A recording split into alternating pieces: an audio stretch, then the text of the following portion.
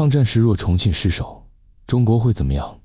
答案极为残酷，那便是中国很可能面临亡国之危。而决定这一命运走向的关键战役，正是发生在1943年的石牌保卫战。切勿小看石牌这一弹丸之地，它位于湖北宜昌市夷陵区长江南岸，是长江三峡溪口的重要要塞，更是重庆的东部门户与最后一道屏障。彼时的重庆是中国抗日战争的大后方，集中了全国的军事、政治、经济核心力量，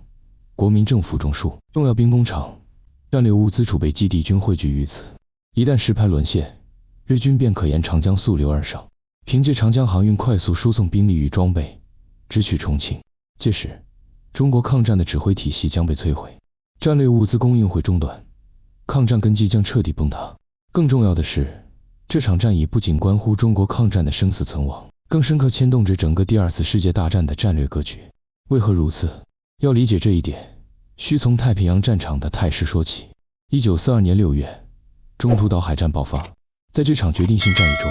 日本海军主力航母编队遭受重创，4艘主力航母被击沉，海军航空兵精锐损失殆尽，元气大伤。经此一役，日军失去了太平洋战场的战略主动权，此后已无力再与美军展开正面硬拼。为扭转战略颓势，日军高层制定了新的作战计划。中国战场牵制了日军约 60% 的陆军兵力，若能在此实现速战速决，逼迫中国政府投降，便可将深陷中国战场的兵力大规模抽调出来，一方面支援太平洋战场对抗美军，另一方面配合德国在欧洲、北非的攻势，全力应对美英苏等反法西斯盟国，重新掌控二战的战略主动权。在这一战略意图下，石牌因其扼守长江航道，直接威胁重庆的关键地理位置，成为日军必须拿下的战略突破口。1943年5月，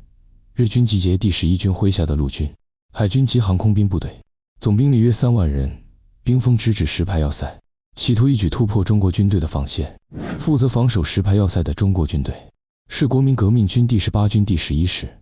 这支部队隶属于国民党军5大主力之一的第18军，素有铁军之称，作战风格顽强，师长为胡琏。胡琏深知石牌保卫战是关乎国家存亡的生死之战，容不得半点退缩。战前，他亲笔写下多封绝笔信，分别寄给家人与部下。在给妻子的信中，他写道：我今奉命担任石牌要塞守备，原属本分，过毫无牵挂，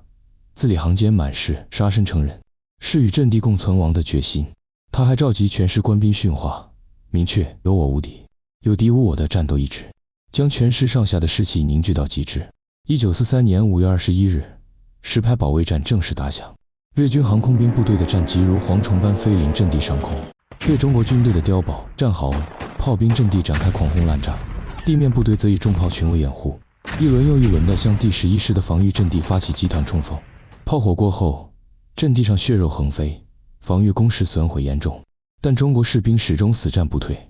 有的士兵身中数弹，仍抱着炸药包冲向日军坦克；有的班排打到只剩最后一人，仍在战壕里与敌人周旋。即便部分前沿阵地因兵力悬殊失守，官兵们也会迅速撤至第二道防线，依托山势、溶洞等有利地形，继续与日军展开拉锯战。当日军发起近距离冲锋时，双方常常陷入白刃肉搏。第11师官兵手持步枪、大刀，与日军展开殊死拼杀，阵地上刀光剑影，喊杀声震天，每一寸土地都浸染着将士们的鲜血。更令人愤慨的是，日军为突破防线，公然违反日内瓦公约，向中国军队阵地投下催泪毒气弹，许多战士当场被毒气熏瞎双眼，失去了视觉，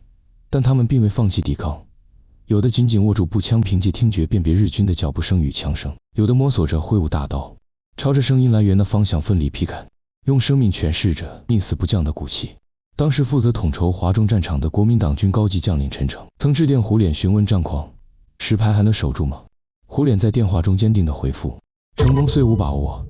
成人却有决心。这句话不仅是胡琏个人的誓言，更成为了第11师全体官兵的战斗信条。他们抱定只要还有一个人活着，就绝不让阵地失守的信念。在阵地上与日军展开了10余个昼夜的惨烈拉锯。10几天的激战中，石牌周边的山头被炮火反复轰击，早已变成一片焦土。阵地上、战壕里、长江岸边，到处都是双方士兵的遗体，空气中弥漫着浓烈的硝烟与血腥味道。尽管日军凭借装备优势多次突破局部防线，但在第11师官兵的顽强阻击下，始终无法啃下石牌这块硬骨头。